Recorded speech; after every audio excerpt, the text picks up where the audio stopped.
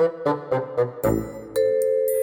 like to give you my recipe. This is a home remedy for repelling particularly deer. And this is really quite effective. It's really quite inexpensive, and I'm going to share it with you right now.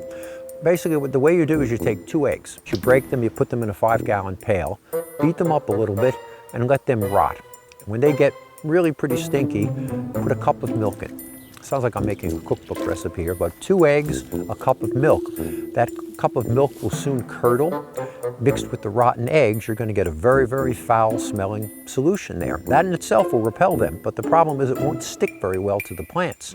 So if you add just a few drops of dishwashing detergent to that rotten egg milk mixture, and then add a gallon of water, and then stir that up, let it smell really bad, strain it, and then just spray that with a backpack sprayer. It is incredibly effective against deer. And if you look at the label on some of these deer repellents or many animal repellents, it'll say putrescent egg solids, which is a fancy way of saying rotten eggs. So try it, folks. It does seem to work.